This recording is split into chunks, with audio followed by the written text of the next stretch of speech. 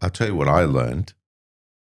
When we did this for a culture recently overseas, right? This is what I learned. The upper management executive team, they were that brute force, just get it done. The middle management,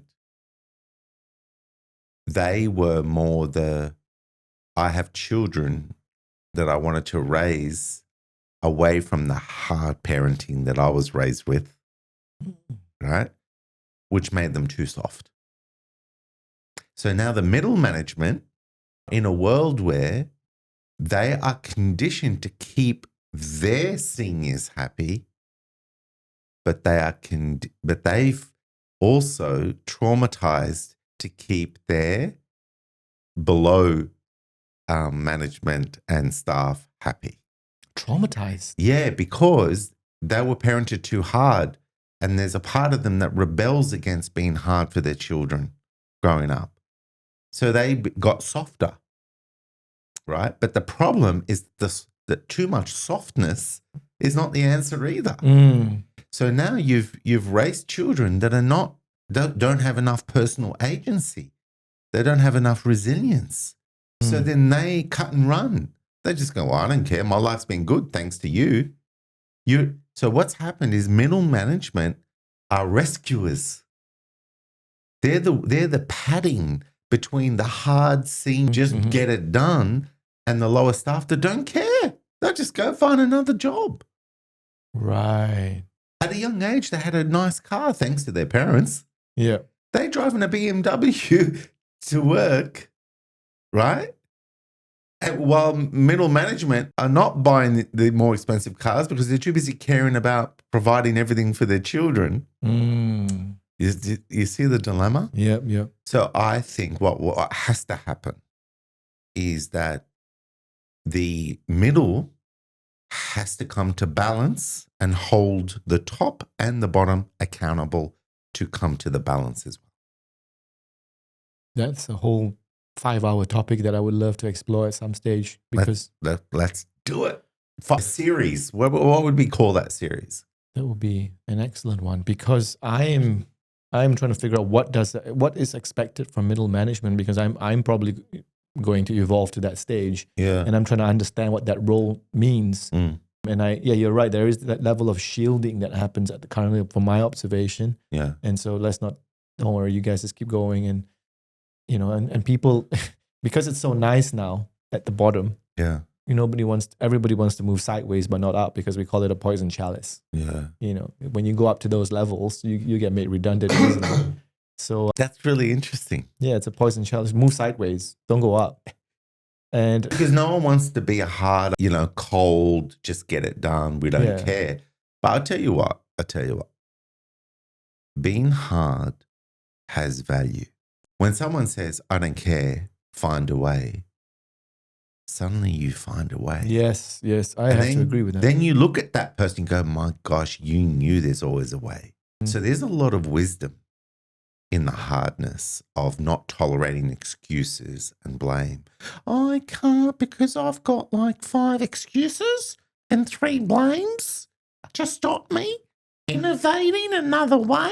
Yeah. Do you know what I mean? That is weak, right?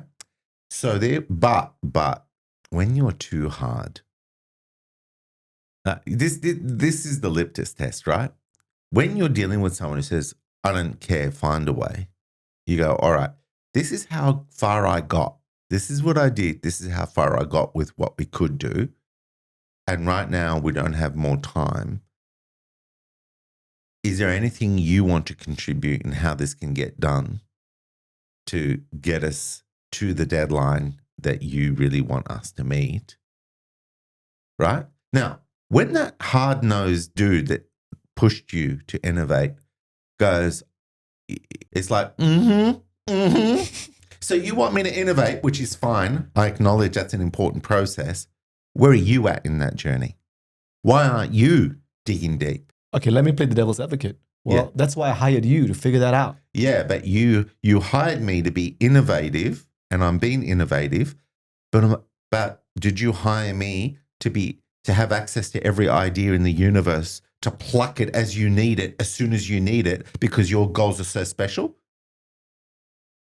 That's why we have ChatGPT. See, right? Yeah, you're right. I see what you're saying. So right now, if that mic was in my hand, I'd drop the mic. I gotcha.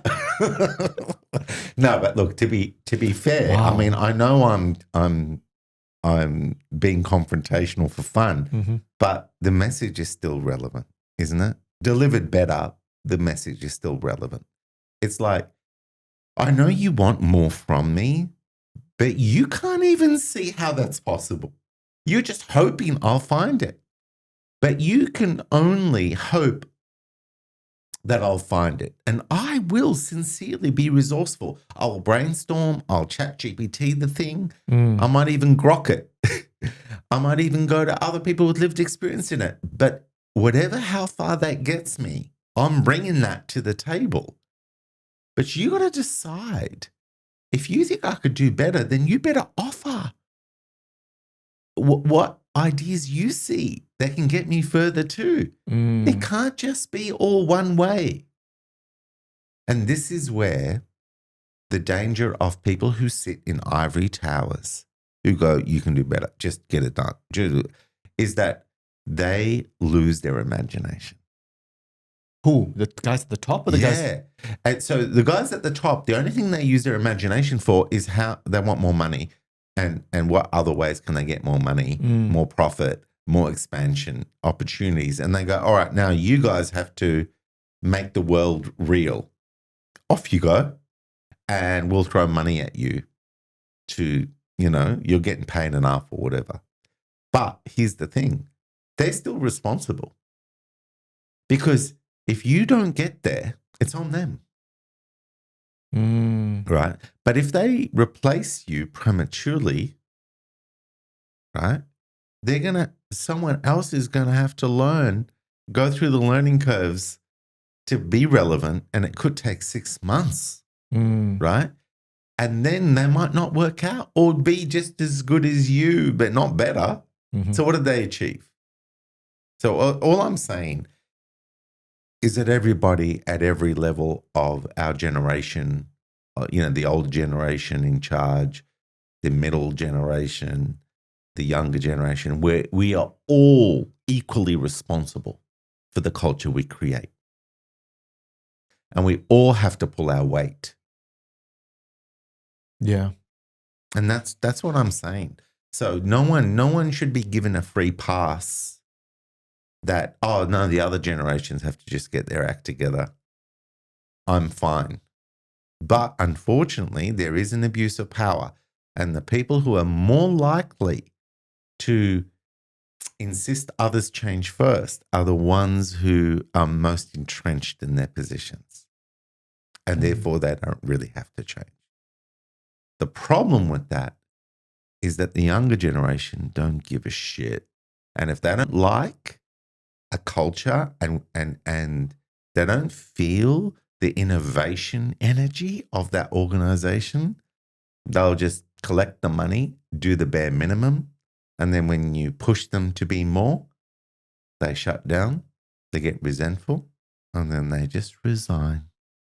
And then they go back to their basement, nice room with their 49-inch monitor at home and their gaming and their nice lifestyle until they get their next job because their parents have given them a good life.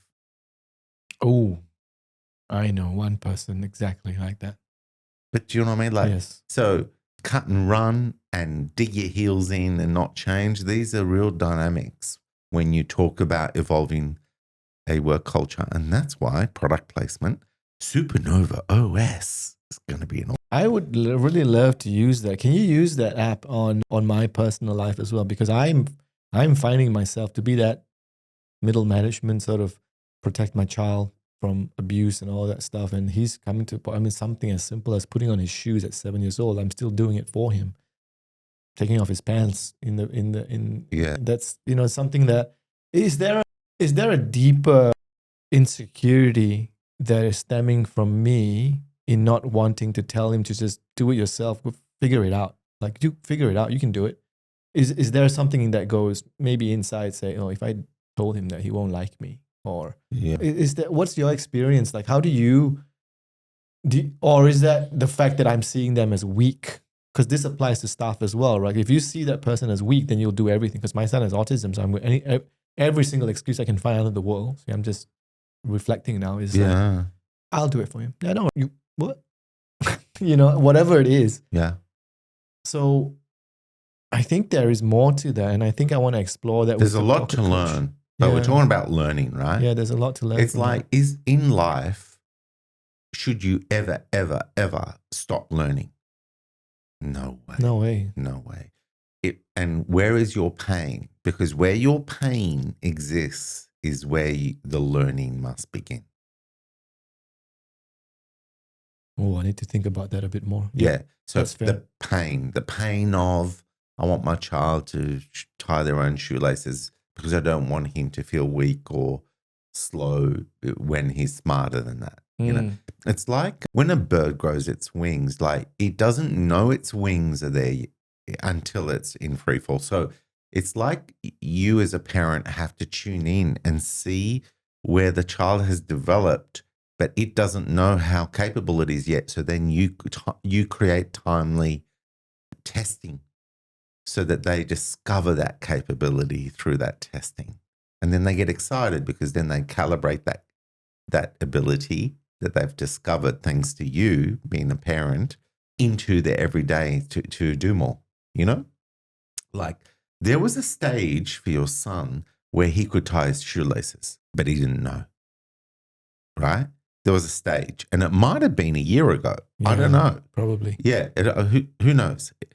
And therefore you want to not do it too prematurely, but you also don't want to do it too late, right? And it's a balancing act, and it's a work in progress thing. So it's not about being perfect. It's just about, oh, gee, I just noticed he's probably been ready for this for a while. So I'm going to now pay attention and create an environment to test him to do that.